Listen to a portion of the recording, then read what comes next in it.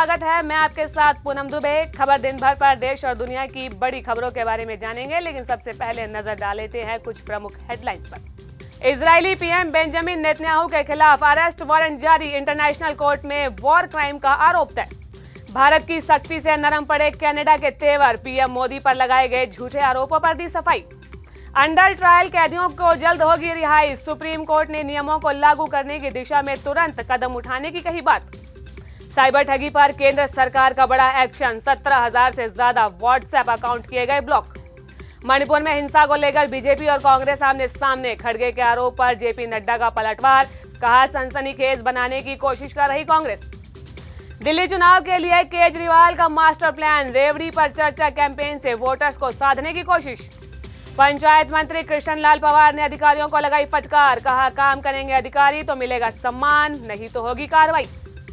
फरीदाबाद में रिश्वत लेते रंगे हाथों गिरफ्तार हुआ सब इंस्पेक्टर, साइबर फ्रॉड के एक आरोपी के जमानत के एवज में मांगी थी रिश्वत। कुरुक्षेत्र में 2 दिवसीय जिला स्तरीय युवा उत्सव का मल्टी आर्ट कल्चर आयोजन, 500 कलाकार आयोजन में हुए शामिल। एक्टर विक्रांत मैसी की film the Sabarmati report box office पर नहीं दिखा पा रही दम, 7 दिन में किया सिर्फ 10 करोड़ का कलेक्शन।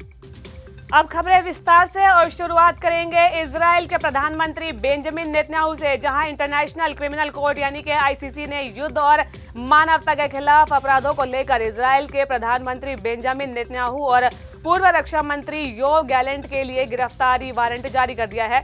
आपको बता दें कि आईसीसी ने नेतन्याहू और गैलेंट पर मानवता के खिलाफ अपराधों को आरोप लगाया है और इसमें हत्या, उत्पीड़न और अमानवीय कृत्यों की बात कही गई है। आरोप है कि इजराइल ने गाजा में नागरिकों के लिए भोजन, पानी और चिकित्सा सहायता जैसी आवश्यक आपूर्ति को प्रतिबंधित कर दिया। इसमें बच्चों की मौत हो गई और कई लोगों को संकट का सामना भी करना पड़ा।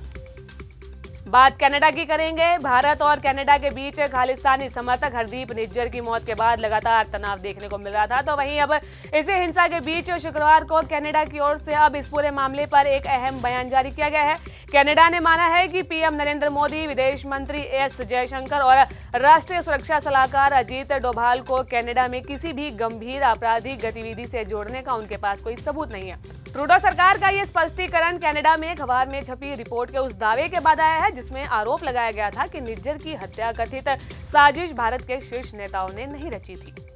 बात अपने देश भारत की कर लेते हैं, जहां सुप्रीम कोर्ट ने देश भर की जेलों में बंद अंडर ट्रायल कैदियों की रिहाई को लेकर यूपी समेत बाकी राज्यों को जमकर फटकार लगाई है। सुप्रीम कोर्ट ने कैदियों की रिहाई को लेकर राज्यों के लचर रवैये पर नाराजगी जताई है। अदालत ने कहा कि यूपी की जेलों में ऐसे करीब 1000 से ज्यादा विचाराधीन कैदी होंगे जो कि सजा की सीमा पार कर चुके हैं। ये बात अलग है कि वकील कह रहे हैं कि संख्या कम है, लेकिन इससे कोई फर्क नहीं पड़ता। सुप्रीम कोर्ट ने कहा कि अगर जेल में बंद एक भी व्यक्ति विचाराधीन है तो उसके लिए प्रावधान है, उसकी स्वतंत्रता को सीमित नहीं किया जा सकता है। बीजेपी के राष्ट्रीय अध्यक्ष जेपी नड्डा ने मणिपुर में जारी हिंसा पर कांग्रेस के प्रमुख मल्लिकार्जुन खड़गे के द्वारा राष्ट्रपति द्रौपदी मुर्मू को लिखे गए पत्र की आलोचना की है। उन्होंने कहा कि कांग्रेस पार्टी पर हमला करते हुए पार्टी राज्य में चल रहे तनाव और अशांति के बीच इस मुद्दे को सनसनीखेज बनाने की कोशिश कर रही है। बीजेपी के राष्ट्रीय अध्यक्ष ने इस पत्र को लेकर कांग्रेस पर निशाना साधा है। उन्होंने कहा कि राजनीतिक लाभ उठाने और अपने नापाक एजेंडे को आगे बढ़ाने के लिए कांग्रेस झूठी, गलत और राजनीति से प्रेरित कहानी गढ़ रही है। नड्डा ने कांग्रेस पर आरोप लगाते हुए ये भी कहा कि पूर्वोत्तर राज्य ने उनके शासन में इतिहास का सबसे खूनी दौर भी देखा है। खबर रोहतक की कर लेते हैं, जहां विकास एवं पंचायत मंत्री कृष्ण लाल पंवार ने अधिकारियों को फटकार लगा दी है। चेतावनी देते हुए उन्होंने कहा कि हर परिवेदना समिति में विभाग के अध्यक्ष को मौजूद रहना अनिवार्य है, नहीं तो फिर सस्पेंड कर दिया जाएगा। सीधे शब्दों में उन्होंने चेतावनी देते हुए ये भी कह दिया कि अधिकारी काम करेंगे तो सम्मान मिलेगा, नहीं तो कार्रवाई होगी। पूर्व मुख्यमंत्री भूपेंद्र सिंह हुड्डा पर उन्होंने कटाक्ष किया। उन्होंने कहा कि पहले विपक्ष अपना नेता चुने और फिर हमारी चिंता करनी छोड़ दे। अलग विधानसभा को लेकर उन्होंने कहा कि चंडीगढ़ पर हमारा 60/40 रेशियो का दावा हमेशा से जारी रहेगा। बात फरीदाबाद की कर लेते हैं, जहां सेक्टर 17 में साइबर थाना में तैनात सब इंस्पेक्टर अर्जुन को एंटी करप्शन ब्यूरो ने 12.5 लाख रुपए रिश्वत लेते हुए रंगे हाथों गिरफ्तार किया। बड़ी बात तो यह है कि गिरफ्तारी के बाद गाड़ी से 7 लाख रुपए और बरामद हुए। साइबर फ्रॉड के एक आरोपी को जमानत करवाने की एवज में ये रिश्वत मांगी गई थी।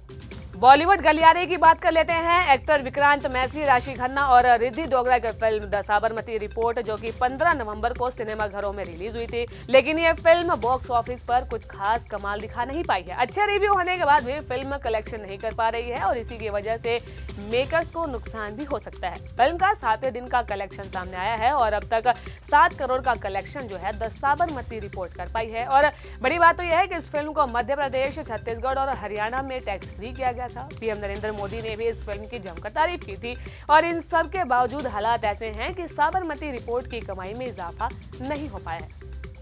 खबर दिन भर में आज के लिए बस इतना ही। देश और दुनिया की तमाम बड़ी खबरों को देखने के लिए बने रहिए माई हिंदी टीवी के साथ।